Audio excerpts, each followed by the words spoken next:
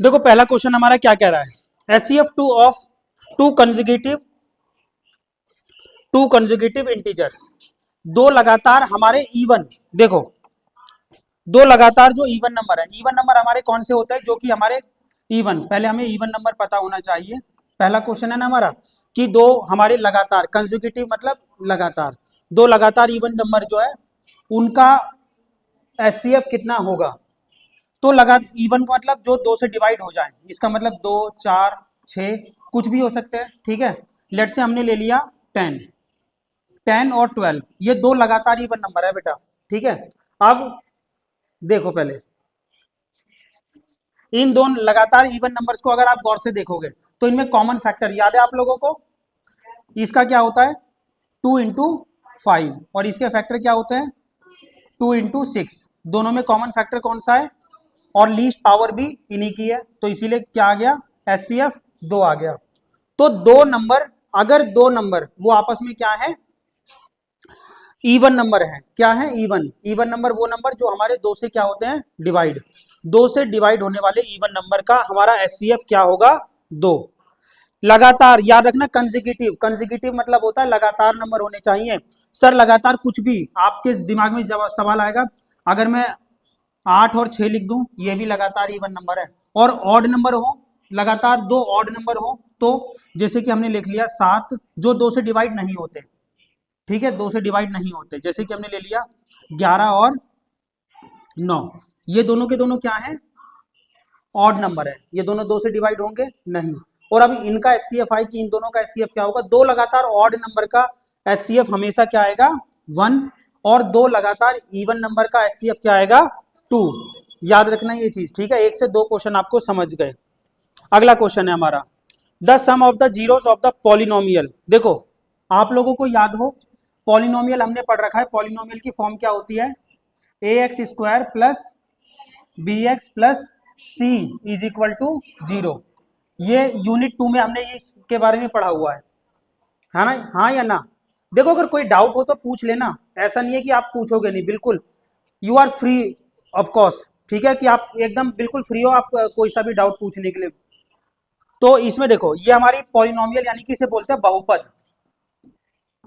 इस बहुपद की फॉर्म है ये, ठीक है। आप लोगों को अगर पता हो तो जब हम इसके जीरोस निकालते हैं तो क्या होता है, एक होता है हमारा अल्फा, दूसरा होता है बीटा, अल्फा और बीटा। तो इसमें क्या कह रहा है ये, sum of the zeros of polynomial AX minus BX plus C, इनका क्या होगा जहां पर कि ये ABC इंटीजर हैं और A जो A की वैल्यू 0 के बराबर नहीं है। तो आपको याद हो sum of the zeros alpha plus beta, yes और नो, अल्फा प्लस बीटा, इसको हम वेरिफिकेशन करते हैं, याद है आपको किससे करते हैं -B/A से। दो होते हैं इसके वेरिफिकेशन, एक तो होता है alpha plus beta is equal to -B/A, यानी कि जीरो का सम, जीरोस का योग, शून्यों का योग बराबर क्या है -B/A, और ये तो हमने अभी कुछ देर पहले पढ़ा भी था, हाँ या ना, टाइम की कोई जरूरत नहीं है। और दूसरा जो होता है इसका वेरिफिकेशन वो क्या होता है अल्फा इंटू बीटा, इसका क्या होता है C/A, बट हमारे केस में इसका आंसर क्या आ जाएगा ऑप्शन C, ठीक है, ऑप्शन C। आई होप आपको समझ आ गया होगा। अगला देखो, which of the following is a quadratic equation, इनमें से कौन सी एक क्वाड्रेटिक इक्वेशन है। देखो थर्ड क्वेश्चन क्या है, which of the following is a quadratic equation, इनमें से कौन सी क्वाड्रेटिक इक्वेशन है। बेटा एक बात ध्यान दो आप, क्वाड्रेटिक इक्वेशन हमारी कितने तरह की होती है, मतलब क्वाड्रेटिक इक्वेशन कौन सी है इनमें से। देखो अगर आप इनमें से कोई सी भी क्वाड्रेटिक इक्वेशन का मतलब है कि जिसकी की डिग्री या फिर हाईएस्ट पावर कितनी होनी चाहिए 2, कितनी होनी चाहिए 2। अगर देखो किसी की हाईएस्ट पावर 2 कब होगी, देखो ऑप्शन C को लेते हैं इसमें हम, इसमें देखोगे आप पहले ऑप्शन ए में जो हमारे सामने क्या लिखा हुआ है 2x + 1 बराबर क्या है 0। अब आप एक बात बताइए, जो इसकी हाईएस्ट पावर है ये कितनी है 1, ठीक है, इसकी डिग्री 1 है, ये नहीं है। अगले में देखोगे हाईएस्ट पावर कितनी है 3, ये भी क्वाड्रेटिक इक्वेशन नहीं है। जिसकी हाईएस्ट पावर 3 होती है, याद देना, ध्यान देना, जिसकी हाईएस्ट पावर 3 होती है उसको क्या बोलते हैं, उसको बोलते हैं क्यूबिकल, ठीक है। और जिसकी हाईएस्ट पावर 2 हो, तो इनमें से ऐसे नहीं दिखेगी जैसे सी ऑप्शन को लेते हैं, तो इसमें x into x plus 1 is equal to 0 लिखा हुआ है सी ऑप्शन, तो x की x में करेंगे तो एक्स स्क्वायर प्लस 1, और यही इसका क्या आएगा, आंसर आएगा। हाईएस्ट पावर क्या आ गई, 2। आप कहेंगे सर ये वाला, तो इसको आप सॉल्व करके देखिएगा, आप इसमें जो ये स्क्वायर बनेंगे वो कैंसिल आउट हो जाएंगे, ठीक है। इसी कारण से ऑप्शन इसका सी ऑप्शन है। हाईएस्ट पावर कितनी होनी चाहिए, 2। चीजों को याद रखो, हाईएस्ट पावर कितनी, 2। वही हमारा क्या होता है, क्वाड्रेटिक इक्वेशन। हिंदी में इस क्वाड्रेटिक इक्वेशन को बोलते हैं द्विघात समीकरण, ठीक है, द्विघात समीकरण। अगला question, if the pair of linear equation, देखो अगला क्वेश्चन है, लीनियर इक्वेशन है हमारे सामने, क्या है, x minus 1, x minus y is equal to 1 और x plus k y is equal to 5। देखो x माइनस 1 की वैल्यू कितनी दी हुई है बच्चा, कितनी दी हुई है, 1 दी हुई है, और x प्लस के वाई की वैल्यू कितनी है, 5। हमें x की वैल्यू भी दी हुई है, कितनी दी हुई है, 2, और y की वैल्यू भी दी हुई है, कितनी, 1। और इसका यूनिक सॉल्यूशन है। यूनिक सॉल्यूशन का मतलब क्या हो गया, केवल एक हल है, केवल एक सॉल्यूशन है, ठीक है। यूनिक सॉल्यूशन केवल एक हल है। तो इस केस में हमारे पास क्या है, find the value of k, हमें k की वैल्यू निकालनी है। अब आप मुझे बताइए कि जब यूनिक सॉल्यूशन होता है, क्या, जब यूनिक सॉल्यूशन होता है तो उसमें हमारी इक्वेशन क्या बनती है, बताइए, याद कीजिए, आप भूल रहे हो लग रहा है। a1 upon a2 is equal to b1 upon b2 is equal to c1 upon c2, इन तीनों में से कौन सी आने वाली थी, बताइए, बोलो बोलो। अब जो यूनिक सॉल्यूशन है तो इसमें x की वैल्यू दी हुई है, x और y की वैल्यू, तो x की वैल्यू हम पुट कर देते हैं इस वाले में जिसमें हमें दिया हुआ है, तो यहाँ क्या आ गया, 2 प्लस k, और यहाँ y की वैल्यू क्या आ गई, 1 बराबर 5। तो ये 2 प्लस का उधर जाके किसका हो गया, माइनस का, और यहाँ क्या आ गया, k। तो k की वैल्यू अगर देखेंगे तो कितना आ जाएगा, 3। 3 ऑप्शन में है क्या कोई सा, ऑप्शन बी इसका आंसर है, ठीक है। बट आप ये ध्यान रखना कि यहाँ वैल्यू दी हुई है या फिर नहीं, ठीक है। अगला क्वेश्चन है, देखो अब ये क्वेश्चन देखें, अल्फा प्लस बीटा, कौन सा है, alpha plus beta, alpha and beta are the zeros of polynomial. देखो ये क्वेश्चन बहुत अच्छा है। हमारे पास एक पॉलिनोमियल है, क्या है polynomial, x square minus 2x plus 1। बेटा ये पॉलिनोमियल है हमारा, ठीक है, क्वाड्रेटिक पॉलिनोमियल है, ठीक है। इसके हमें 2 जीरोस दे रखे हैं। जीरोस क्या होता है कि अगर हमें इसकी वैल्यू पुट रखे तो पुट करें तो इसमें क्या हो जाएगा, ये इसकी पूरे की वैल्यू क्या आ जाएगी, 0, ठीक है, क्या आ जाएगी, 0। तो इसके हमारे जीरोस क्या दे रखे हैं, एक तो दे रखा है अल्फा एंड दूसरा क्या है, बीटा, और हमें किसकी वैल्यू निकालनी है, अल्फा इंटू बीटा, यही निकालनी है।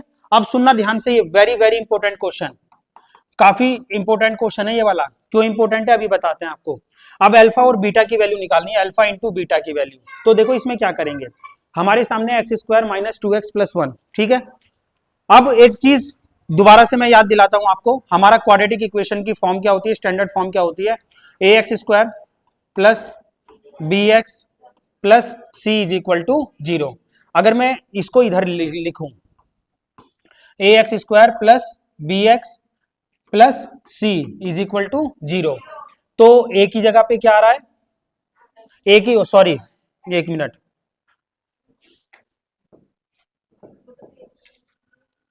ओहो अच्छा ये, ठीक है। तो ए की जगह पे यहाँ पर एक्स स्क्वायर का कोफिशिएंट ए है, यहाँ पर एक्स स्क्वायर का कोफिशिएंट कुछ है नहीं, तो ए की वैल्यू क्या आ गई, 1, और बी की वैल्यू क्या आ गई बेटा, एक्स का कोफिशिएंट क्या है, 2, -2 है, हाँ, और सी की वैल्यू 1। अब इन तीनों को हम क्या करते हैं, इसमें पुट करते हैं, ठीक है। अब ये देखो अल्फा इंटू बीटा, याद है ये दूसरा वेरिफिकेशन हमारा, ठीक है, ये हमारा दूसरा वेरिफिकेशन है, तो इसको हम कैसे करेंगे, अल्फा इंटू बीटा बराबर क्या होता है वेरिफिकेशन के हिसाब से, C upon A, alpha into beta is equal to C, C कितना दे रखा है, 1, और ए कितना है हमारा, 1, कितना आंसर आ गया, 1 ही तो आ गया, एक को 1 से डिवाइड करेंगे 1। ऑप्शन में है क्या ये ऑप्शन? Option D. समझ आ गया क्या? नहीं आया? पक्का? ठीक है, अगला क्वेश्चन देखते हैं। हमें x की वैल्यू क्या दी हुई है? 2। x की वैल्यू 2 दी हुई है, ठीक है। उसके बाद इसमें क्वाड्रेटिक इक्वेशन हमारी क्या है? X square plus k x k x minus 8 is equal to 0। ये हमारी क्या है? क्वाड्रेटिक इक्वेशन है। अब इसमें हमें किसकी वैल्यू निकालनी है? फाइंड द वैल्यू ऑफ के की वैल्यू निकालनी है, ठीक है। ये हमारे लिए बहुत सिंपल हो गया। किस तरीके से? देखिए, इस पूरे में हम क्या करेंगे? बस के पुट कर देंगे, तो यहां रखेंगे तो कितना आ जाएगा? 2 स्क्वायर। बेटा इसे ध्यान से समझो, प्लस के इंटू एक्स की जगह क्या रखना है? 2। देखो इसमें दिया हुआ है ना के की वैल्यू 2, और इस इक्वेशन में जहां जहां एक्स है वहां क्या रखना है? के, वो मतलब 2 रखना है, और माइनस 8 बराबर 0। तो ये 2 2 जा 4 प्लस 2k माइनस 8 बराबर 0। बेटा ये माइनस है, ये प्लस है, तो माइनस का 4 आ जाएगा, हाँ या ना? 2k माइनस 4, 8 में से 4 गया 4, और माइनस का है ना, तो इक्वल टू 0। अब ये माइनस का उधर गया तो किसका आ गया? प्लस का 4 आ गया, हाँ। और k की वैल्यू क्या आ गई हमारे पास? आगे 2 आ गई। 2 1 जा 2 2 जा 4। क्या आप लोगों को समझ आ गया ये वाला क्वेश्चन? ठीक है बेटा, ध्यान से समझते रहना प्लीज। कोई भी क्वेश्चन अगर नहीं समझ आता तो पूछो मेरे से, ठीक है। इसे समझो पहले। इसमें क्या दिया हुआ है हमें क्वेश्चन? देखो इस फिगर में क्या दिया हुआ है? In a figure triangle ABC right angle at B. एक ट्राइंगल है हमारे सामने, वो किस पर दे रखा है? देखो ध्यान से सुनना। एक ये त्रिभुज है, इस त्रिभुज ये राइट एंगल किस पर है? बी पर। ये ए बी और ये सी, और ये क्या है? थीटा। ए बी की वैल्यू कितनी है? 3 सेंटीमीटर। बी सी की वैल्यू कितनी है? 3 सेंटीमीटर। हमें किसकी वैल्यू निकालनी है? थीटा की। थीटा की वैल्यू निकालनी है। ये 1 नहीं है, ये 1 मार्क्स लिखा है, ठीक है। हमें थीटा की वैल्यू निकालनी है। अब आप एक बात सुनिए, हम लोगों ने वो पढ़ी थी ट्रिग्नोमेट्री के रेशियोज, ठीक है। तो उस ट्रिग्नोमेट्री के रेशियोज में ये दोनों साइडें लें अगर हम, A B upon B C, A B upon B C, ये किसके बराबर होता है? तो ये A B upon B C, A B मतलब हमारे पास देखो इस एंगल से, सुनना ध्यान से सुन लो ये वाला, ये जो एंगल है हमारा थीटा, ये जो सी एंगल के सामने वाली साइड क्या है? परपेंडिकुलर। और इसके साथ वाली साइड क्या है? बेस। तो ये ए बी यानी कि पी अपॉन बी क्या था? टेन था। क्या था ये? टेन। ये है 10। आप करके देखना, जिसको नहीं आता वो सुन लो।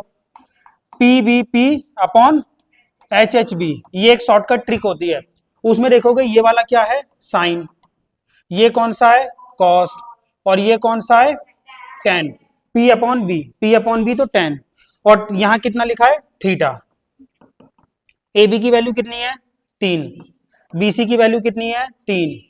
और यहां कितना है? 10 थीटा। तो 3 से 3 कैंसिल, 10 थीटा की वैल्यू आ गई बेटा 1। और आप बताइए 1 कब आता है 10 की वैल्यू? जब 10 हमारे पास कितना हो? 45 डिग्री। 10 45 डिग्री की वैल्यू आती है 1। यानी कि थीटा की वैल्यू देखो, थीटा की जगह क्या आ गया? 45। तो इसमें ऑप्शन कौन सा हो गया? B option. समझ आ गया? नहीं आया? ठीक है, हाँ। अगला देखिए, देखिए अब इस फिगर में क्या कह रहा है? इन फिगर देखो बच्चा, ये एक टेंजेंट वाला क्वेश्चन है, सुनो ध्यान से। इसमें आपको, जिस बच्चे ने टेंजेंट के बारे में नहीं पढ़ा उसको टेंजेंट के बारे में पता भी चल जाएगा। एक जैसे हमारे पास सर्कल है, ठीक है। क्या है? एक सर्कल। इस सर्कल का बीच का ये सेंटर हो गया ओ, ठीक है। इस सेंटर के बाहर कोई एक पॉइंट है, सर्कल के बाहर, यहां वहां कहीं पर भी हो सकता है, ये नहीं कि यहीं पर हो जाए। अब इस पॉइंट से इस सर्कल को एक लाइन जा रही है जो कि इसको टच कर देगी, ठीक है। क्या करा? टच। ये जो टच करा ना इसको, ये ओ है सेंटर। देखो यहां से यहां तक टच किया, इसको बोलते हैं पॉइंट ऑफ कांटेक्ट। ठीक है, क्या बोलते हैं? यानी कि स्पर्श बिंदु, जहां पर इसने इसको टच किया है। अब देखो इसमें क्या है, P Q and P R, और यहां से एक टेंजेंट। अब देखो ये जो एक बिंदु से एक लाइन गई है ना, इसी को हम क्या बोलते हैं हिंदी में और इंग्लिश में? टेंजेंट। ये टेंजेंट है P Q and P R, ये पी है और ये क्यू, और यहां से एक और गया, ये क्या हो गया? P R. सुनते रहो ध्यान से। उसके बाद क्या है, ये दोनों अब यहां रेडियस से देखो, ये पॉइंट ऑफ कांटेक्ट को टच करेगी। पॉइंट ऑफ कांटेक्ट कौन सा? लेट से ये वाला, ये पॉइंट, ये पॉइंट ऑफ कांटेक्ट है। ठीक है, यहां एक नई चीज बताने जा रहा हूं, सुनते रहना ध्यान से। ये इसको जब टच करेगी ना, तो यहां पर ये 90 डिग्री का एंगल बनाएगी। याद रखना, ये थ्योरम आपकी 10.2 है, जो ये बताती है हमें कि अगर सेंटर से, सर्कल के सेंटर से, सर्कल के केंद्र से एक लाइन जाती है, वो सीधा और पॉइंट ऑफ कांटेक्ट को टच करती है, तो वो पॉइंट ऑफ कांटेक्ट पे कितने डिग्री का एंगल बनाती है? 90। यहां 90 है तो यहां पर भी कितना हो जाएगा? 90। ठीक है, क्योंकि वो भी रेडियस है, ये भी रेडियस। अब इसके बाद क्या कह रहा है, जैसा वो फिगर है वैसे ही बनाया, बीच में यहां पर ये दे रखा है 35 डिग्री। कितना है? 35 डिग्री। हमें क्या निकालना है? देखो इसमें दिया हुआ है एंगल QPO, ये कितना है? 35, और एंगल QOR ये कितना है? निकालना है। बड़े ध्यान से सुनना है ये क्वेश्चन, आपकी लगभग 10.1 पूरी की पूरी 10.2 भी पूरी हो जाएगी इसको, इस क्वेश्चन को अगर आप समझ लोगे टेंजेंट वाले को। इसके फिर कोई सा भी क्वेश्चन आएगा ना बेसिक MCQ का, आप छोड़ोगे नहीं। ये बताओ यहां तक ये जो फिगर मैंने बताया, इसमें समझ आ गई सारी बातें? टेंजेंट क्या होता है दोबारा मैं बता रहा हूं, अगर किसी को ना समझ आए। सर्कल है, सर्कल है, सर्कल के बाहर कोई भी एक पॉइंट है, लेट से ये पॉइंट है, इस पॉइंट से एक लाइन ऐसे गई, तो ये क्या हो गया? टेंजेंट हो गया। ये यहां से भी और यहां से भी। ठीक है, और याद रखना एक थ्योरम है आपकी 10.2, ओ सॉरी 10 पॉइंट, चेक करना मुझे याद नहीं है, वो थ्योरम पता है क्या कहती है?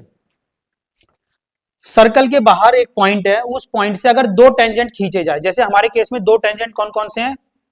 PQ और दूसरा कौन सा है? PR। PQ एंड PR है, दो टेंजेंट है, और इन दोनों टेंजेंट से एक ही पॉइंट से खींचे गए हैं। ठीक है ना, तो ये दोनों इनकी क्या होगी? लेंथ बराबर होगी। PQ PR के क्या होंगे? बराबर। PQ PR के क्या होंगे? बराबर। और अगर ये PR के बराबर हैं, ठीक है, और दूसरी बात एक और चीज देखो कि ट्रायंगल इसमें दो बन रहे हैं। एक तो ट्रायंगल कौन सा बन रहा है? POQ, दिख रहा है आपको? देखो गौर से एक बार, POQ, और दूसरा ट्रायंगल कौन सा है? POR। ये दोनों ट्रायंगल आपस में पता है क्या होंगे? कॉन्ग्रेंस होंगे। क्या होंगे? कॉन्ग्रेंस। ठीक है, इसका मतलब सर्कल के बाहर एक पॉइंट है, उस पॉइंट से अगर हमने कोई एक दो टेंजेंट खींचे सेम पॉइंट से, तो वो दोनों क्या होंगे? जो, और बीच में एक रेखा आ गई जो क्या कर रही है? सेंटर से किसको टच कर रही है? जहां से वो टेंजेंट निकल रहे हैं। ठीक है, तो ये दोनों ट्रायंगल आपस में क्या होंगे? कॉन्ग्रेंस। और अगर ये दोनों ट्रायंगल आपस में कॉन्ग्रेंस यानी कि सर्वागसम है, ये दोनों सर्वागसम है, तो ये 35 है, तो ये वाला भी क्या होगा? 35 डिग्री होगा। हमें किसकी लेंथ निकालनी है? QOR। QOR। अब देखो ध्यान से, हमारे पास क्या है? PQOR। एक हमारे पास क्या है? Is a quadrilateral. एक ये हमारा क्वाड्रिलेटरल हो गया। क्वाड्रिलेटरल बोले तो चतुर्भुज। ये एक हमारा क्या बन गया? और चतुर्भुज, ये जो क्वाड्रिलेटरल होता है इसके चारों एंगल का टोटल कितना होता है? 360।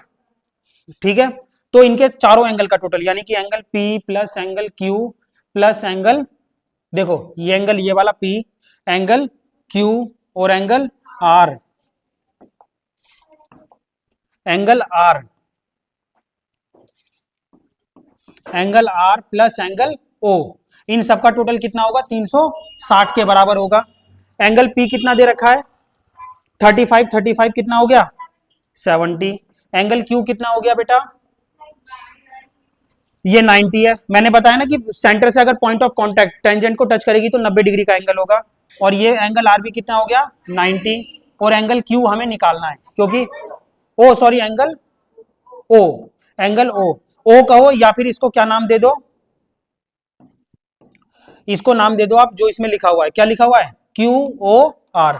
ये वाला व्हाइट वाला हमें निकालना है, तो इसमें क्या करेंगे, इनको करा 360, इनको प्लस कर देते हैं, 90 90 180, 180 और 70 कितने हो गए 250, और ये एंगल ओ बराबर कितना आ गया 360 माइनस 250, इसमें से इसे माइनस करेंगे, 360 में से 250 गया 110 डिग्री। तो एंगल ओ कहो या फिर इसका नाम क्या लिखा हुआ है, एंगल क्यू ओ आर, कितने डिग्री का, 110 डिग्री का, सी ऑप्शन। ठीक है, समझ आ गया। इसमें बहुत सारी चीजें थी आपको जानने के लिए। ठीक है, मतलब टेंजेंट क्या होता है, टेंजेंट सर्कल को, इसमें एक्चुअली मैंने दो थ्योरम आपको बता दी, दोनों की दोनों। ठीक है, मतलब कई सारी चीजें जो कि आपको जानने को मिली है, ऐसा नहीं कि केवल हम एमसीक्यू सॉल्व कर रहे हैं। आगे देखिए अगला क्वेश्चन।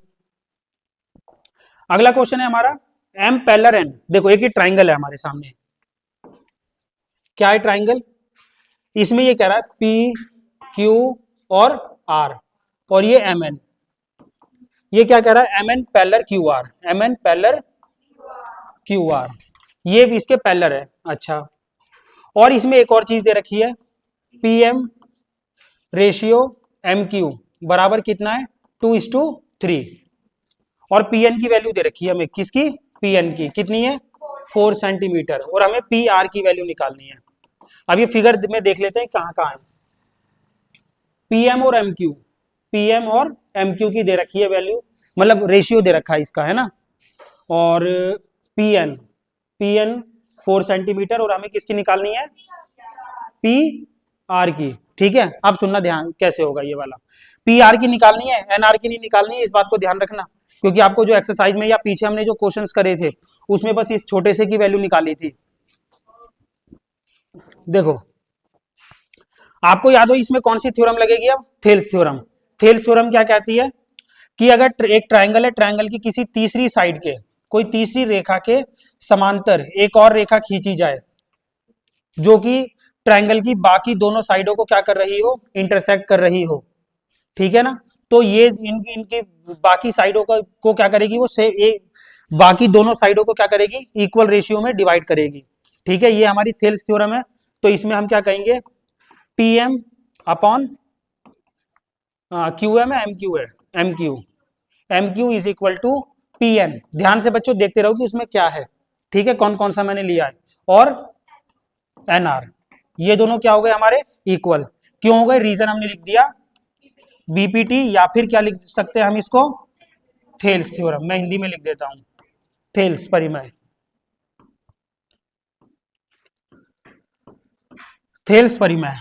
अब इसको देखो आगे, थोड़ा सा सुनते हैं आगे। अगर इन चीजों को देखें, अब आगे अगर अब इन क्वेश्चंस को देखें तो इसमें अब पता क्या होगा कि पीएम, यहां पर पीएम कितना हमें दिया हुआ है 2, बट ये रेशियो है बेटा, ये एग्जैक्ट नंबर नहीं है। तो पीएम कितना है 2, एमक्यू कितना है 3, 3 बराबर पीएन कितना दे रखा है 4, और एनआर कितना है निकालना है हमें, यस और नो। अब इसमें इक्वल का साइन है तो क्रॉस मल्टीप्लाई हो जाएगी, याद हो आप लोगों को तो क्रॉस मल्टीप्लाई करेंगे तो एनआर की वैल्यू क्या आ जाएगी, एनआर की वैल्यू इसको देखो, ये हो जाएगा 3/3 मल्टीप्लाई 4, और ये 2 कहाँ गया नीचे, इसकी इसमें मल्टीप्लाई। देखो मैं थोड़ा सा आसान कर देता हूं आपके लिए, कहीं बच्चे कुछ बच्चे कंफ्यूज हो जाएंगे। इन दोनों की मल्टीप्लाई हो गई, और इधर 3 और 4 की हो गई, एनआर इधर ही रहने देते हैं, और 3 मल्टीप्लाई 4, और ये कहाँ गया 2, 2 1 जा 2 2 जा 3 2 जा 6, एनआर की वैल्यू कितनी आ गई 6, ये आ गई 6। लेकिन हमें एनआर नहीं निकालना, हमें निकालना है पी आर, और पी आर गौर से देखो क्या है, P N plus N R, इन दोनों का टोटल है। तो इसमें हमारा कितना आ गया, पी एन कितना दे रखा है, पी एन कितना है 4, एन आर कितना निकाला 6, तो ये आ गया 10 सेंटीमीटर। क्या ऑप्शन में है ये, ऑप्शन ए। ठीक है, समझ आ गया होगा ये वाला भी। अगला देखिए,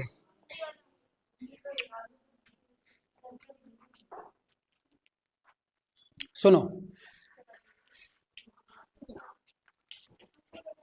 इसमें हमारा अगला क्वेश्चन कौन सा है, देखो अगला क्वेश्चन क्या है, इसमें हमें क्या दिया हुआ है, 18 term of the end of the AP. एक एपी है, सुनो, एपी मतलब क्या हो गया, समांतर श्रेणी, अर्थमेटिक प्रोग्रेशन। क्या दिया समांतर श्रेणी, 5, 11, 17, 5, 11, 17 और कितना है 179। अब इसको सुनना ध्यान से, इस क्वेश्चन में अगर देखें, इसमें कह रहा है कि ये 18 टर्म फ्रॉम द एंड। बेटा आखिर से, एंड से उल्टा देखना है हमें इसे, एंड से 18वीं टर्म कौन सी है, ऐसा मत करना कि इसे 18वीं निकाल ही देना, ठीक है, एंड से 18वीं टर्म। इसके लिए हम क्या करेंगे ना, सबसे पहले हमें ये पता करना पड़ेगा कि ये वाली टर्म कौन सी है, यानी कि इसकी हमें क्या निकालनी है, nth टर्म निकालनी है, ठीक है, यानी कि ये कौन सा पद है, ये कौन सा पद है, हमें ये निकालना है पहले। तो इसके लिए हम क्या करेंगे, देखो पहले हम सारी डिटेल्स लिख लेते हैं, इसमें क्या क्या है। ए बराबर क्या है हमारे पास, ए मतलब जिसको नहीं पता वो बता देता हूं, पहला पद जो होता है वो क्या होता है, ए। उसके बाद डिफरेंस हमारा क्या हो गया, A2 माइनस A1, यानी कि 11 माइनस 5। नेक्स्ट में से प्रीवियस टर्म निकल माइनस कर दे तो हमारा D निकल आता है, D मतलब डिफरेंस, इनके बीच में अंतर कितना है, तो 11 में से 5 गया 6, अब ये आ गया, बस ये दो चीजें चाहिए थी। अब हमें क्या निकालना है, n। हमारा एक फॉर्मूला होता है n का मतलब, बेटा इसमें n निकालना है, हमें क्या निकालना है, n।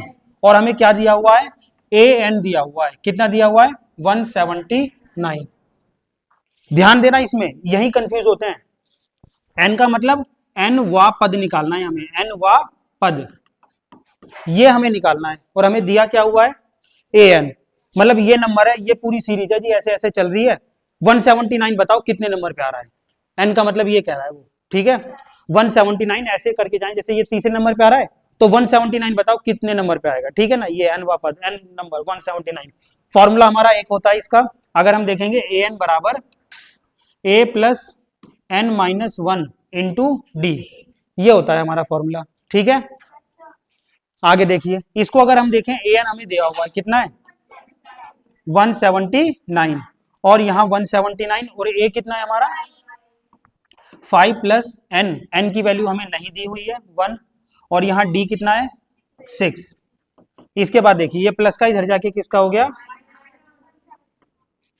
माइनस, और इधर हम देखेंगे तो, और यहाँ आ गया n माइनस 1, और यहाँ 6, ये आ गया। अब इसमें से इसे माइनस करेंगे तो हमारा आ जाएगा 174, ठीक है। उसके बाद ये मल्टीप्लाई है, इधर जाके किसका हो गया, ये डिवाइड हो गया, तो इसको डिवाइड करेंगे तो हमारा आंसर आएगा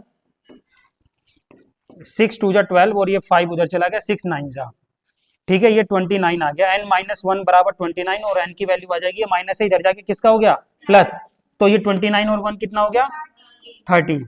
ये 30 टर्म है बेटा, 30वें नंबर पे आ रहा है, कितने नंबर पे 30वें नंबर पर है। लेकिन अब क्वेश्चन में क्या पूछा था इन्होंने, क्वेश्चन में पूछा था कि ये लास्ट से कौन सी टर्म है, लास्ट से 18वीं टर्म हमें निकालनी है। लास्ट से 18वीं टर्म का मतलब क्या हो गया, हमें कौन, ये टोटल इसमें कितनी 30 टर्म है ना, 30 टर्म। अब थोड़ा सा इसमें लॉजिक लगाना आप, कोई एक सीरीज दी हुई है आपको, एक अर्थमेटिक प्रोग्रेशन दी हुई है जिसमें टोटल 30 है, ठीक है 30। इसे ऐसे समझो जैसे एक बच्चा है, क्लास में 30 बच्चे हैं, लाइन से खड़े हैं सारे के सारे। अगर मैं यहां से सबको एक एक 1 2 3 4 5 रोल नंबर के हिसाब से खड़ा कर दूं, 1 से लेकर कहां तक चले जाएंगे 30 तक, 1 से लेकर 30 तक आ गए। और अब मैं ये कह रहा हूं कि एंड के लाइन के लास्ट में चले जाओ, और वहां से मुझे बताओ कि 18वें नंबर पर कौन आ रहा है, वो कौन से रोल नंबर का बच्चा है 18वें नंबर का। तो वो 18वां जो लास्ट से होगा वो कौन सा निकलेगा, 18वां मतलब वहां से पीछे से तो 18 हो गया, लेकिन यहां से कौन सा नंबर होगा, शुरुआत से कौन सा नंबर होगा। समझो मैं क्या कहना चाहता हूं, देखो इसको किसी फॉर्मूले से नहीं, बस लॉजिक से लगाओ। मैं ये कह रहा हूं कि 1 2 3 ऐसे करते करते हमारे कहां तक चले गए बच्चे, कहां तक 30 तक, ठीक है 30 तक चले गए। उसके बाद लास्ट से 30वां 18वां नंबर आ गया 18वां। अब लास्ट से 18वां गिनोगे तो आपको पता है कौन सा नंबर मिलेगा 12वां, कौन सा मिलेगा 12वां, या सीधा आप ये सीधा कौन सा निकलेगा 12वां। तो यानी कि यहां से आगे से गिनोगे तो वो नंबर होगा 12वां। तो हमें कौन सी टर्म निकालनी है, A12 निकालनी है, 12वें नंबर पर क्या आएगा। ठीक है, 12वें नंबर। देखो, तो इसमें देखोगे हमें कौन सी निकालनी है, A12 निकालनी है। और सीधा अगर वैसे निकालना है आपको, तो टोटल जितनी टर्म दे रखी है, टोटल जितनी टर्म दे रखी है, ठीक है, उसमें से क्या माइनस करना है हमें, जो हमें लास्ट से टर्म निकालनी है 18, तो कितना आ गया 12, हाँ या ना। तो 12वीं टर्म अब देखो, इसमें दोबारा से अगेन यही वाला फॉर्मूला लगाते हैं। ए एन क्या था फॉर्मूला हमारा, इस फॉर्मूले को याद कर लेना, इससे बहुत सारे क्वेश्चन हो जाएंगे। ए एन बराबर A plus N minus 1 into D. A N कितना है हमारा, ये हमें निकालना है, ए एन की वैल्यू हमें दे रखी है 12। ए कितना है हमारा, 5 है, और एन कितना है, एन है 12 और -1, और यहाँ डी कितना है हमारा 7, 6 है, सॉरी। ठीक है, अब ये क्वेश्चन आपको घर पे आराम से कर लेना इसको, ठीक है, क्योंकि इसका एक पैटर्न हो गया, दूसरा पैटर्न आपको मैं पूरा नहीं करूंगा, इसको आप खुद घर पे करके निकालना, ठीक है। अगला क्वेश्चन देखते हैं, उसे बाद में करना, अभी मैंने नहीं करने को बोला। अब देखो एक और question, P Q, P Q is a tangent. Tangent अब समझ आ रहा होगा टेंजेंट क्या होता है। Tangent P Q is a tangent of a circle. Let me check, tangent को हिंदी में क्या बोलते हैं, कहां गया, स्पर्श रेखा, वही है, टेंजेंट को स्पर्श रेखा ही बोलते हैं। तो P Q is a tangent to a circle with centre O at the point P. If O P Q is a isosceles triangle then O Q P. देखो क्वेश्चन समझो क्या कह रहा है, ऐसा क्वेश्चन बेटा आपके पास आएगा, पी क्यू इज एक पहले सर्कल बना लो, एक सर्कल तो कह रहा है ये, इसका सेंटर बन गया हमारा O. P Q is a tangent, P Q क्या है हमारा, एक टेंजेंट है, ये पॉइंट इसके यही नहीं, कहीं पर भी आपके दिमाग में अगर चल रहा हो, लेट से मैंने यहां कर दिया, ठीक है, ये टेंजेंट हो गया। अब इसमें अगर आप देखोगे तो कहां पर, P Q is a tangent to a circle with centre O at point P. ये पॉइंट पी यहां पर है, ठीक है, पॉइंट पी कहां टच कर रहा है, यहां पर, इसी को पॉइंट ऑफ कांटेक्ट भी बोलते हैं। ये हमारा जो टेंजेंट है स्पर्श रेखा, ये स्पर्श रेखा में पर कहां टच कर रही है सर्कल को, पी पर। If O P Q is an isosceles triangle, O P यानी कि इसको किससे मिलाना है, ये ओ, एक मिनट, ओ पी और ये क्यू, क्योंकि पी क्यू क्या है, एक टेंजेंट है, लिखा है ना P Q is a tangent, तो पी क्यू और ओ क्यू नहीं हो सकता क्योंकि वो तो सेंटर है। ओ पी क्यू एक आइसोसेलेस ट्रायंगल है, क्या ये isosceles triangle, O P Q isosceles triangle. बेटा आइसोसेलेस ट्रायंगल यार अगर आप लोगों को याद हो तो इसे बोलते हैं समद्विबाहु, समद्विबाहु त्रिभुज। समद्विबाहु त्रिभुज का मतलब होता है बेटा जिसकी की दो साइडें क्या होती हैं, बराबर। इसमें कोई दो साइडें बराबर है, अभी पता नहीं है, आगे देखते हैं क्या है।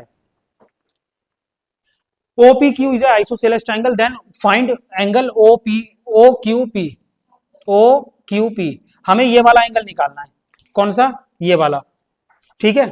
अब देखो एक बात, इसमें कौन सी साइड इक्वल होगी, बस मैं ये समझा रहा हूं आपको, आप अपने आप कर देना इसे। मैंने अभी अभी आपको बताया था, जो ये टेंजेंट होता है इस पर ये जो सेंटर से लाइन आती है वो कितने डिग्री का एंगल बनाएगी, 90। अगर मैं, आप देखो ध्यान से, अगर आप लोगों के दिमाग में ये चल रहा हो, अगर आप लोगों के दिमाग में ये चल रहा हो कि सर ये और ये साइड क्या कर दो, इक्वल, है ना, सुनते रहना ध्यान से, अगर ये और ये साइड इक्वल कर देंगे तो फिर एक जब हमारा आइसोसेलेस ट्रायंगल समद्विबाहु त्रिभुज होता है, अगर ये साइड इक्वल तो इसके सामने सामने की साइडें बराबर होती है, एंगल इक्वल बराबर होते हैं, तो इसमें फिर कौन सा बराबर होना चाहिए, ये, तो ये भी 90 90 90 दोनों बराबर हो जाएंगी, तो फिर 180 हो गया। वैसे ही दो एंगल क्या हो गए, 180। ट्रायंगल के तीनों एंगल का टोटल 180 होता है, तो क्या ये 0 डिग्री आएगा, नहीं। इसका मतलब हमारी जो साइडें इक्वल है, पता है कौन कौन सी है, ये 90 है, ठीक है, बट हमारे एंगल कौन से इक्वल है, ये वाला और ये दोनों इक्वल है, और ये 90 है, 90 है ना, इसको हमने ले लो एक एक्स और ये भी क्या ले लो एक्स, ये दोनों बराबर है, तो हम इन तीनों को प्लस करते हैं, angle O plus angle P plus angle Q, इन तीनों का टोटल कितना होना चाहिए, 180। एंगल पी हमें दिया हुआ है कितना है, 90, और एंगल ओ कितना है, एक्स, और एंगल क्यू कितना है, एक्स, 180। एक्स और एक्स कितना हो गया, एक्स और एक्स क्यों लिया है, क्योंकि ये दोनों एंगल क्या है, बराबर। याद रखना दोनों एंगल क्या है, बराबर। और यहाँ 90 इधर जाके कितना हो गया 180, और इसको इससे कैंसिल किया, ओ सॉरी ये तो कितना हो गया 90 हो गया ना माइनस करके, और x की वैल्यू कितनी आ गई 45। तो बेटा हमारा जो एंगल है OPQ या OQP, ये एंगल कितने डिग्री का आएगा 45, ऑप्शन बी। समझ आया ये क्वेश्चन, थोड़ा सा लॉजिक लगाना था इस चीज में, ठीक है। तो इसका मतलब हमारी साइडें भी कौन सी, और ये देखो क्वेश्चन में ये भी पूछ सकता है कि इनमें बताओ कि कौन सी साइडें इक्वल है दोनों में। अगर बेटा ये वाला और ये वाला एंगल इक्वल है ना, तो ये वाली साइड और ये वाली साइड क्या है, इक्वल है। आप ये मत कहना सर कहाँ इक्वल लग रही है, वो छोटी है, वो मैंने बनाने में ऐसे बनाया है, लेकिन एक्चुअली में वही साइडें इक्वल हैं इस क्वेश्चन के अनुसार, ठीक है। हो सकता है वो पॉइंट यहीं कहीं आसपास में हो, इसीलिए। अगला क्वेश्चन, इफ ABC और PQR, ABC triangle ABC, A B और ये C, ट्राइंगल P और क्या है PQR, ठीक है, ठीक है। एंगल ABC और PQR ये दोनों क्या है, इफ P एंगल ट्राइंगल, इसमें ये चीजें क्या है, सिमिलर है, ओ सॉरी ये इक्वल है, AB upon PQ, AB upon PQ और BC अपॉन RP। AB मतलब ये वाली साइड, और BC और PQ मतलब ये वाली, और दूसरी हमारी कौन सी है BC, यानी कि ये, एक मिनट रुको इसको इस तरीके से करते हैं, AB और PQ, और दूसरी तरफ हमारी कौन सी है BC और RP, ये वाला, ठीक है। ये दोनों क्या है हमारे इक्वल हैं। चलो इसको आपके दिमाग में जो एक चीज चल रही होगी वो ये चल रही होगी कि एक काम करते हैं सर कि आप इनको नाम को बराबर कर दीजिए दोबारा से, ठीक है। जैसे कि आप चाहते हैं कि एंगल इसे क्या लिख दूं PQR, ठीक है। अब सुनो ध्यान से, तो इसमें AB बराबर किसके है PQ के, मतलब AB अपॉन PQ, और दूसरी कौन सी है BC upon RP, BC upon RP। अच्छा अब क्या दिया हुआ है, कब ये सिमिलर होंगे, जब कौन कौन से एंगल हमारे इक्वल होंगे, कौन से एंगल इक्वल। अब देखो एंगल A और R, एंगल A कहाँ है ये वाला, एंगल R कहाँ पर है ये वाला, क्या ये दोनों इक्वल होंगे, कह नहीं सकते, अभी अगला देखते हैं पहले। एंगल A और एंगल P, एंगल A कौन सा है ये, और एंगल P, आपको देखो दिखेगा कि ये दोनों कॉरस्पॉन्डिंग है, but actually these are not corresponding, ठीक है, क्योंकि हमारी कॉरस्पॉन्डिंग साइड्स पता है कौन कौन सी है, ये वाली और ये। तो एंगल B का कॉरस्पॉन्डिंग पता है कौन सा होगा, एंगल P। इन दोनों साइडों के बीच में कौन आ रहा है एंगल B, इधर भी इन दोनों के बीच में कौन आएगा एंगल P, ठीक है। तो हमारा कब ये इक्वल होंगे, जब एंगल B और एंगल P क्या हो जाए equal, corresponding angle angle B और एंगल P है, ठीक है, इसी कारण से। अगला question, very simple question, probability, प्रायिकता। आप लोगों को अगर याद हो प्रायिकता मैंने बताया था। देखो अगला क्वेश्चन क्या है, one card is drawn from well shuffled. आप देखोगे कार्ड के बारे में हमने पढ़ रखा है कि कार्ड जो होते हैं उसमें टोटल कितने कार्ड्स होते हैं 52 कार्ड्स होते हैं, ठीक है। तो टोटल कार्ड है हमारे पास 52। अच्छा कार्ड्स के बारे में थोड़ी सी और बात करते हैं, 52 कार्ड्स होते हैं टोटल, याद कीजिए, ठीक है। उसमें से ये कितने तरह के होते हैं, ये 4 तरह के होते हैं, है ना। एक हमारा ये वाला होता है, ये कुछ इस तरीके, नहीं ये कैसे बनता है, चलो अभी देखते हैं फिलहाल में। इसमें 2 तरह के, एक होता है ब्लू कलर और एक होता है रेड कलर। रेड कलर के कार्ड होते हैं यानी कि लाल, और एक ब्लैक होते हैं। इन रेड और ब्लैक में भी 2 होते हैं, 2 टाइप के होते हैं, इसमें भी 2 टाइप के होते हैं, हाँ या ना। अच्छा ये जो होता है टोटल कितने होता है 26, और ये भी कितने होते हैं 26 26 52, 52 कार्ड होते हैं। तो उनमें से 26 और 26 52 कार्ड हो गए, ठीक है। इन 52 कार्ड में हर किसी में क्या होता है, इसके 4 टाइप होते हैं। टोटल फेस कार्ड, मैं सीधा सा पूछता हूं टोटल फेस कार्ड कितने होते हैं। फेस कार्ड एक टाइप का होता है 4, एक टाइप के कितने होते हैं 4। अच्छा वो टाइप भी एक बार देख लेते हैं, मुझे एक बार रिमाइंड कराइए। देखो सुनिए, मैं एक बार रिमाइंड कराते हैं। एक तो हो गया हमारा ये, इसका नाम क्या है जल्दी बताओ।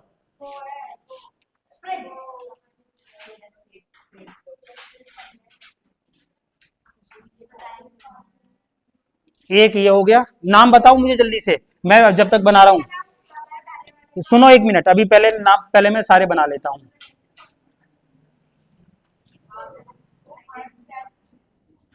तो यही होते हैं ना हमारे, इसीलिए इसमें देखो सबसे पहला हमारा आ गया ये क्लब, बिल्कुल ठीक है। देखो ये चार तरह के कार्ड्स हैं हमारे। ये पहला है क्लब, दूसरा है स्पेड, तीसरा है हार्ट, ये हमारा हार्ट है, और ये हमारा डायमंड। डायमंड, हाँ हिंदी में अगर इनको बोले तो क्या क्या था बताना। ये तो पान, पान है, ये है चिड़ी, एक मिनट, ये ईट है, और ये हुकुम। अब सुनो, ये हमारे कुल मिलाकर चार तरह के कार्ड होते हैं हमारे, ठीक है। और हर किसी के टोटल कितने होते हैं, 13 13, कितने 13 13 13, और ये भी 13, ये 13 13 कार्ड्स होते हैं। और हर किसी में तीन फेस कार्ड, तीन फेस कार्ड, फेस कार्ड मतलब चेहरे वाले, जिनके ऊपर चेहरे बने होते हैं, तीन तीन होते हैं हर किसी में। इसमें भी तीन, इसमें भी तीन, इसमें भी तीन, इसमें भी तीन।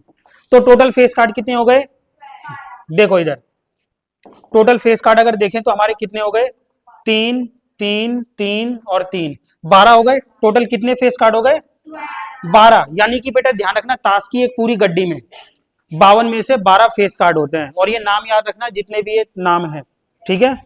12 फेस कार्ड होते हैं। अब ये क्वेश्चन क्या कह रहा है, आप क्वेश्चन पढ़ते हैं। एक कार्ड निकाला गया, probability of getting face card. Total का टोटल क्या आता है नीचे, टोटल कितने कार्ड्स हैं, 52, फेस कार्ड कितने हैं, 12। इनको अगर हम और ज्यादा शॉर्ट करें तो दोनों 2 से कट जाएंगे, 4 से भी, 4 3 जा 12, और 4 1 जा 4, 4 3 जा 12, यानी कि 3/13। क्या ये ऑप्शन में है, ऑप्शन सी इसका आंसर, ठीक है ना, समझ आया। अगला देखो, हाँ ये क्वेश्चन देखिए, इस क्वेश्चन में मैं आपको एक बात बताता हूं, सुनना ध्यान से। इसमें क्या दिया हुआ है ना, देखो मीन, हमें क्या दिया हुआ है बेटा, इसमें मीन दिया हुआ है। क्या दिया हुआ है, मीन, मीन मतलब माध्य। एक हमें दिया हुआ है मीडियन, सॉरी मोड दिया हुआ है। क्या दिया हुआ है, मोड, मोड मतलब बहुलक। मीन हमें दिया हुआ है कितना, 8, कितना दिया हुआ है, और देखो मीन 8 है, और मोड कितना है हमारा 7.7। बहुत ध्यान से देखिए ये क्वेश्चन कंफर्म है कि पेपर में आएगा। नंबर बिल्कुल एज इट इज नहीं आएगा, बट नंबर चेंज हो जाएंगे, बट आएगा। मीन हमें दे रखा है 8, मोड दे रखा है 7.7, और हमें क्या निकालना है, मीडियन। मीडियन, मीडियन बोले तो माध्यक, हमें माध्यक निकालना है, ठीक है।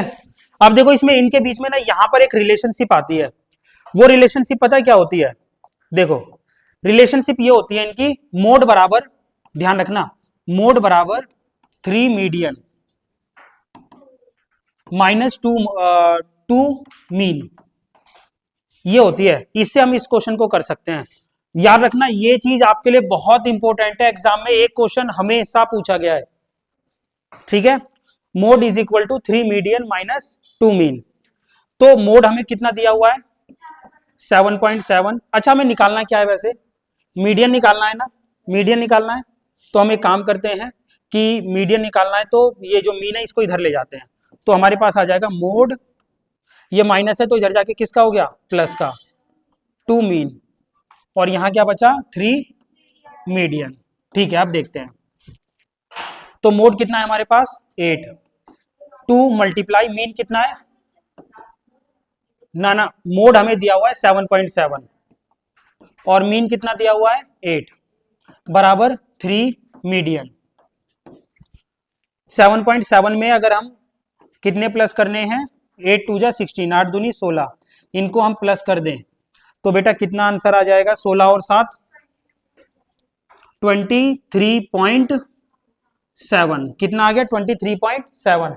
समझ गए, इन दोनों को प्लस कर दिया।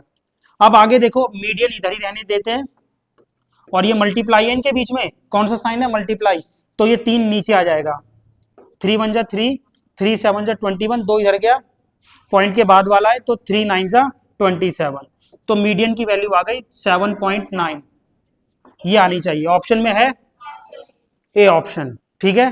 देखने में बहुत सिंपल क्वेश्चन है, लेकिन बहुत इंपॉर्टेंट क्वेश्चन है।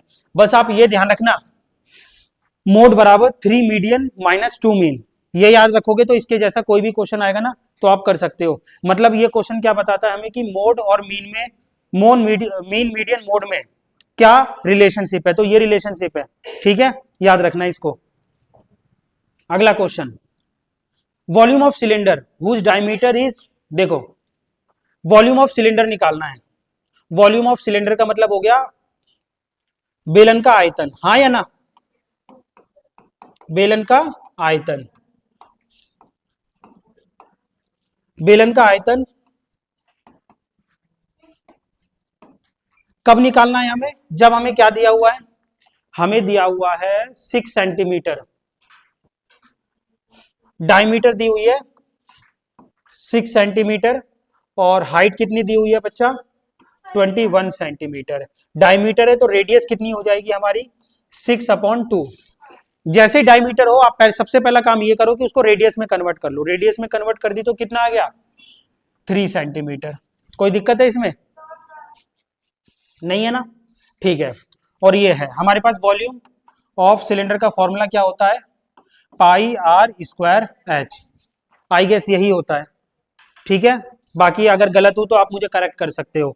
देखो अब इधर फिलहाल में पाई की वैल्यू क्या होती है 22/7, आर कितना है हमारे पास 3, और ये 2 टाइम्स है, और एच कितना है हमारे पास 21, 3 7 1 जा 7, 7 3 जा 21, क्या बचा हमारे पास 22 मल्टीप्लाई 3 3 जा 9 मल्टीप्लाई 3, मतलब इसको भी 9 को कर दे तो 27, इन दोनों की मल्टीप्लाई कर दोगे तो आपको आपका आंसर मिल जाएगा, जो कि इनमें से कोई होगा। देखो इधर सुनो, इसको भी देखो कैसे कर दोगे, 7 2 जा क्या होता है 14, लास्ट में 4 किसके एंड में आ रहा है, ये रहा इसका आंसर, ठीक है ना। हमें पूरे करने की भी जरूरत नहीं है, क्यों, क्योंकि ये एमसीक्यू है, ठीक है, इसी कारण से।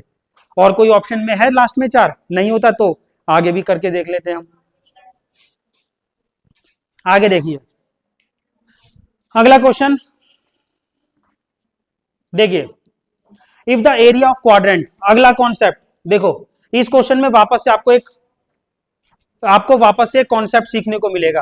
क्वाड्रेंट, चतुर्थांश बोलते हैं इसको, क्या बोलते हैं, if the area of quadrant of a circle is 154 then diameter is, देखो एक सर्कल है, सर्कल बोले तो वृत्त है ना,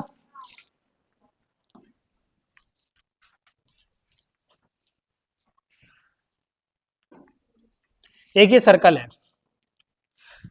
चतुर्थांश, देखो बेटा ये क्वाड्रेंट लिखा है ना, क्वाड्रेंट का मतलब क्या हुआ, ये कितने पार्ट्स में हो गया 2, अब ये कितने पार्ट्स में हो गया 4, इसका जो अगर हम एक हिस्सा ले लेना ये वाला, तो ये क्या होता है क्वाड्रेंट।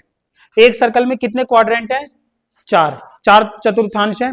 और आपको एक बात और पता होगी कि पूरा ये कंप्लीट एंगल कितने डिग्री का होता है 360 डिग्री का, हाँ या ना, तो इसमें से एक एंगल बस हमें एक का लेना है, तो ये इसको 4 से डिवाइड कर दो तो कितना आ गया 90, कितना आ गया 90, तो यहां थीटा की वैल्यू कितनी आ गई 90 डिग्री, कितनी आ गई 90 डिग्री, ठीक है, याद रखो। तो देखो ये मैं क्यों बता रहा हूं, सुनते रहना ध्यान से। बेसिकली इन क्वेश्चंस में क्या पूछते हैं ना आपसे, कि जो एरिया वाला होता है, इसको आपने रिवाइज भी नहीं किया इसीलिए मैं बता रहा हूं कि हमारा इसमें अब इसका पार्ट निकालना है, तो हम इसमें क्या लगाएंगे एरिया ऑफ क्वाड्रेंट। देखो बेटा जब भी आपको क्वाड्रेंट दे रखा हो तो उसमें आपको सीधा क्या लगाना है, ये कितना दिया हुआ है हमें 90 दिया हुआ है ना, तो इसको इस तरीके से लिखना है। हमारा फॉर्मूला होता है θ/360 into pi r square, pi r square area of circle का फॉर्मूला होता है हमारा, एरिया ऑफ सर्कल, वृत्त का क्षेत्रफल, वृत्त का क्षेत्रफल का फॉर्मूला है पाई आर स्क्वायर, और हमें थीटा, थीटा अपॉन 360, छोड़ो इधर भी हम करते थीटा की वैल्यू, ठीक है। अब यहां पर हमें थीटा कितना दे रखा है 90, कितना है 90, तो 90 अपॉन 360 इंटू पाई, पाई बोले तो 22 अपॉन 7, और आर कितना है हमारा, ये हमें निकालना है, हाँ या ना। और हमें इसका दे रखा है क्वाड्रेंट का एरिया, कितना दे रखा है 154, क्योंकि ये अगर दिया हुआ है तो फिर वो ये निकालना है तो वो दूसरा दे रखा होगा, 0 से 0 और ये 1/4, कितना हो गया 1/4। और जैसा कि आप जानते हो नीचे वाले कहाँ चले जाएंगे ऊपर, तो 154 नीचे 7 और 4 है तो इंटू 7 इंटू 4, और ये जो ऊपर है वो कहाँ चला जाएगा नीचे, और यहाँ आर स्क्वायर, तो इसको काटें, ये 22 से कटेगा, 22 से कम 22, 22 के टेबल में 2 के टेबल में 4 आता है 7 बार में, तो 7 जा 22 सत्ते 154, ठीक है। अब हमारे पास क्या आ गया बेटा, आर की वैल्यू, आर स्क्वायर बराबर क्या आ गया, ये दिख रहा है स्क्वायर, तो स्क्वायर उधर जाके क्या बन जाता है अंडर रूट बन जाता है, आप लोगों को अगर याद हो तो ये क्या बचा 7 ना, 7 इंटू 7, और 4 को क्या लिख सकते हैं 2 इंटू 2, 2 2 जा 4, ये क्यों मैंने फैक्टर करे, क्योंकि अंडर रूट आ गया, एक ये जोड़ा बन गया, एक ये जोड़ा, जो जोड़ा बन गया वो बाहर, यानी कि एक पेयर में से ये ले लिया, एक पेयर में से ये ले लिया, तो कितना आ गया 14। ये तो आ गई हमारी रेडियस, कितनी आ गई, लेकिन हमें क्या निकालना है डायमीटर, डायमीटर क्या होता है ट्वाइस रेडियस की डबल, तो रेड आर इंटू 2, तो यानी कि 14 मल्टीप्लाई 2, तो कितना आ गया 28।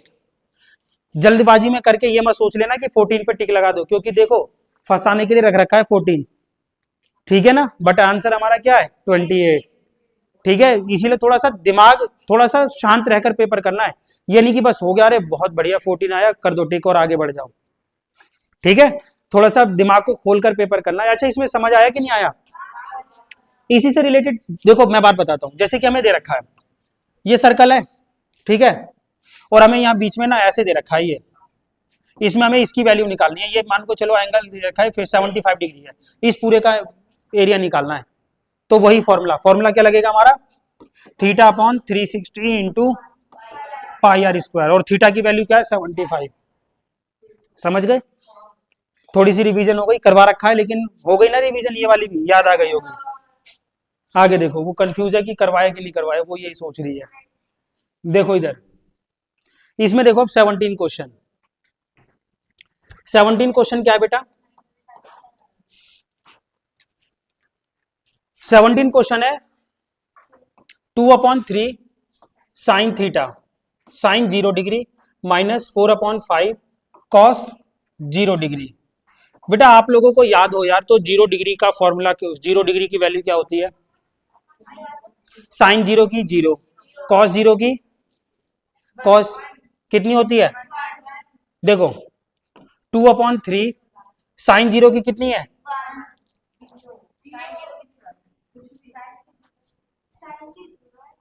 साइन 0 की वैल्यू कितनी है 0, और इधर 4/5 मल्टीप्लाई कॉस 0 डिग्री की वैल्यू कितनी है 1, ठीक है। अब देखो इसकी 0 में मल्टीप्लाई करेंगे तो 0, और इसकी 1 में करेंगे तो 4/5, 0 में से ये माइनस करेंगे तो -4/5 ही आएगा, ऑप्शन बी इसका आंसर है, ठीक है। देखने में बहुत हार्ड लगेगा लेकिन कुछ नहीं है इसमें, समझ गए ना।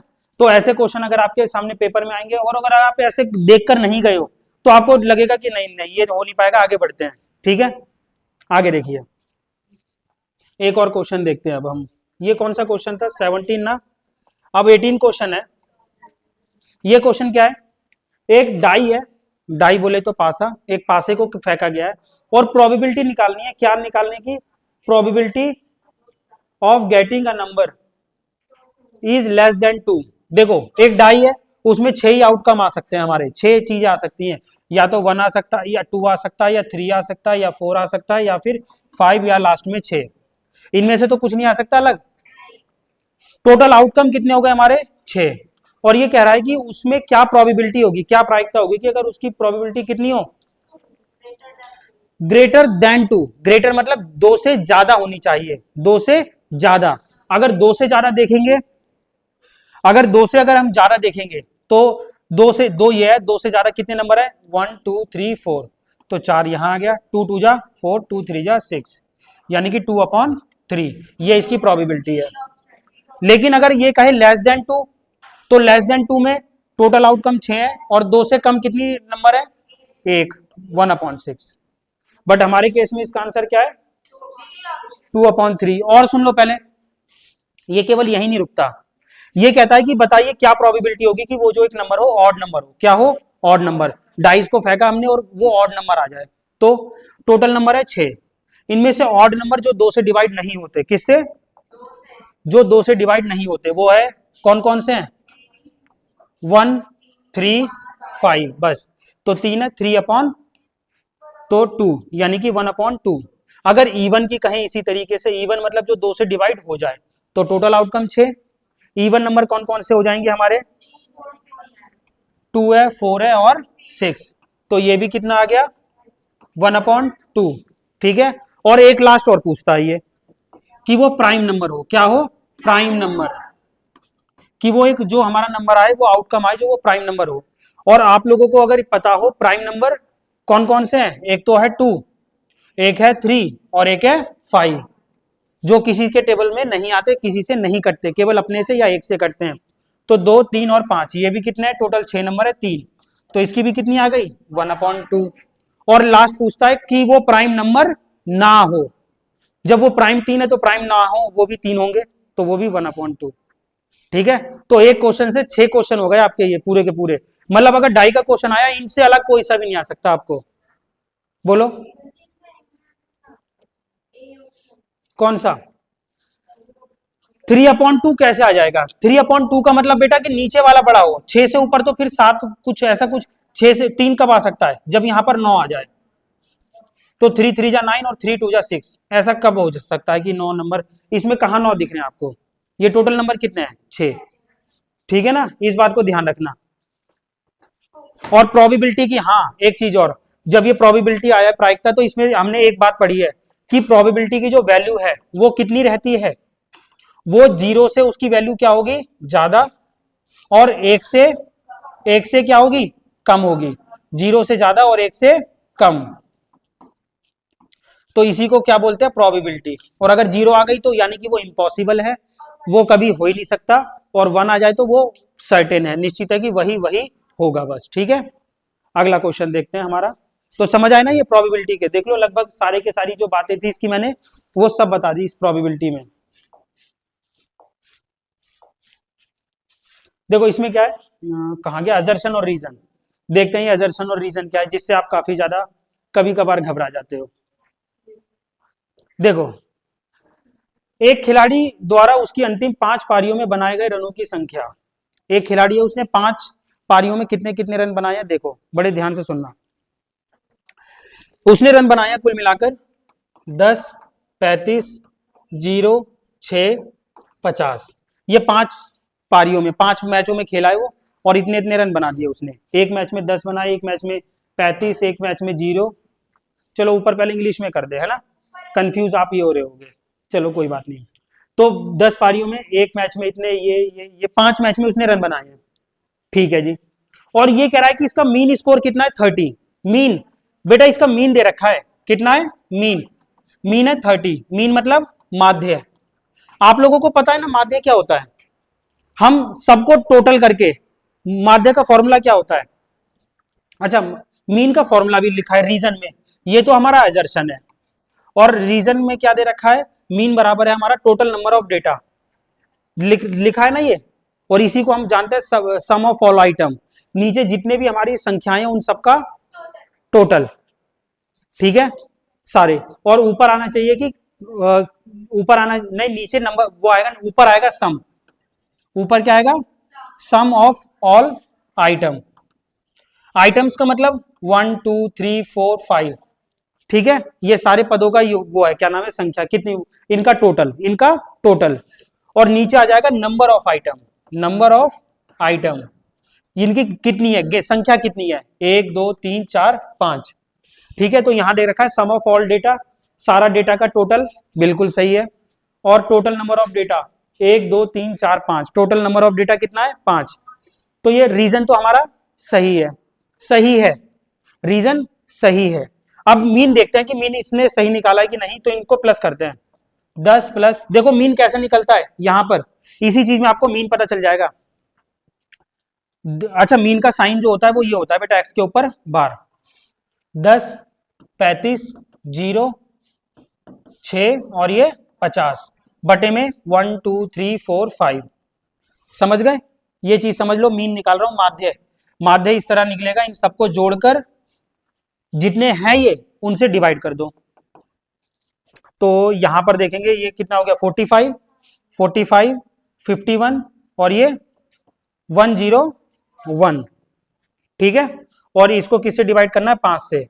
अब जब 5 से डिवाइड करोगे तो लगभग 20.2 आएगा, कुछ लगभग 20 के आसपास में आएगा कुछ।